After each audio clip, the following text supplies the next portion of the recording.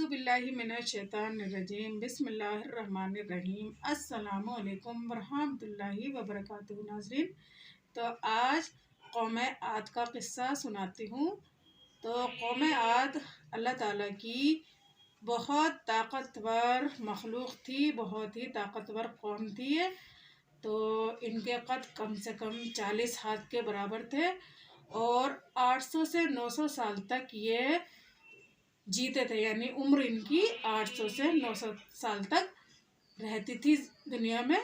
और ये बहुत ही ताकतवर थे और ये बहुत ही सरकश हो गए थे दुनिया में रहते रहते। तो अल्लाह ताला ने हूद अलैहिस्सलाम को भेजा, जो हमारे पैगंबर हैं, उनको इनकी रहनुमाई के लिए भेजा दुनिया में। तो ये उनकी बात बिल्कुल नहीं मानते थे हूद अलैहिस्सलाम की, और नफ़ी करते थे अल्लाह ताला की नाफरमानियाँ करते थे बहुत ज़्यादा। और हूद अलैहिस्सलाम को कहते थे कि जा तू अपना नफल पढ़ और हमें ऐसे ही जीने दे।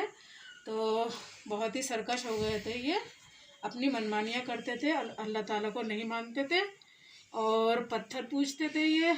और जब इन पर कोई मुश्किल आ जाती थी, जब ही ऊपर वाले से ये दुआ करते थे।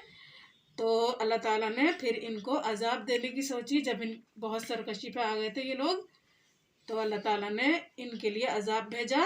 तो बहुत ही उस वक्त में बहुत ही सूखा पड़ गया और बिल्कुल फसल नहीं उगी। उस वक्त में गल्ला नहीं उगा और ये भूखों मरने लगे सारे कौम आद। और इन्होंने हर तरह के जानवर खाना शुरू कर दिए।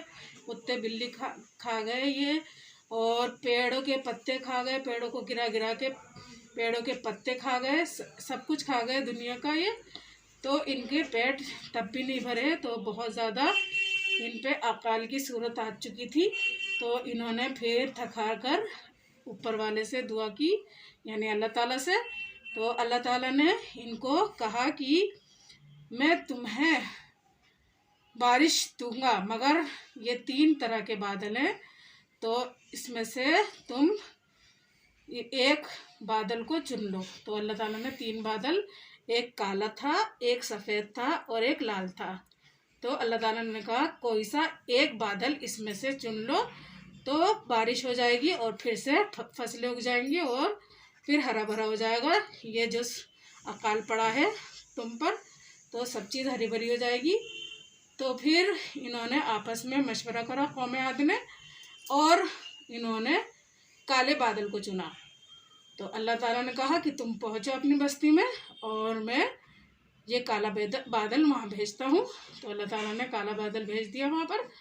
और अल्लाह ताला ने तो ये जब काला बादल, तो फिर अल्लाह ताला के हुक्म से जब ये काला बादल घनघोर घटा के सूरत में आसमान पर आया, और ये कौम आद बहुत खुश हुए कि अब तो बारिश बरसेगी और फसलें फिर से उग जाएंगी और हरा भरा हो जाएगा सारा ये मैदान। तो फिर जब वो बरसा तो उसमें ऐसी खौफनाक हवाएं थी, तंदोतुंज हवाएं थी कि इनको उड़ा ले गई कौम आद को। और इनके लंबे लंबे कद थे खूब, और काफ़ी ताकतवर थे ये लोग। तो इनको खूब उड़ा उड़ा के ले गई और इनके जो सर थे वो फट गए, दिमाग इनके चेहरों पर लटक गए। ऐसी हवा अल्लाह ताला ने उस बादल से चलवाई, तो ये सारी कौम नेस्तो नाबूद हो गई उस वक्त में।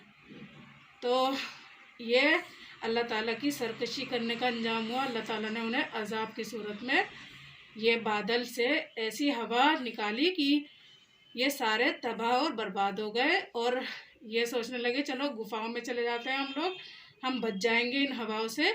मगर हवा का जो बगुला था वो इनको बाहर निकाल लेता था। इस तरीके से हवा चलती थी कि गुफा में से भी वो हवा का बगुला उन्हें बाहर निकाल के उनको ख़त्म कर देता था। तो हमें भी बहुत डरना चाहिए अल्लाह ताला के अजाब से।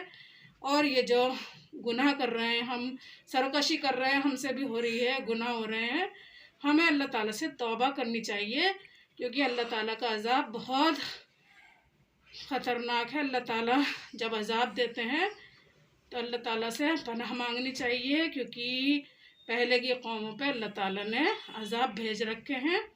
तो हमें अल्लाह ताला से अपने गुनाहों की बहुत माफ़ी मांगनी चाहिए, नमाज क़याम करनी चाहिए और अल्लाह ताला से डरना चाहिए। तो अल्लाह ताला से हमें डरते रहना चाहिए और अल्लाह ताला की नमाज़ें हमें मुस्तकिल पढ़नी चाहिए। नमाज़ों का हमें बहुत ध्यान रखना चाहिए अपना।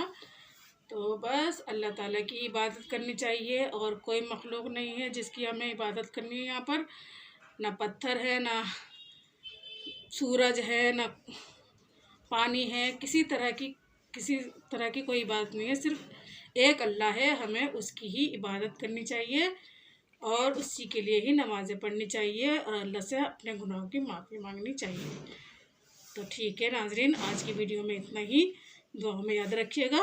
अस्सलाम वालेकुम वरहमतुल्लाहि वबरकातुहू।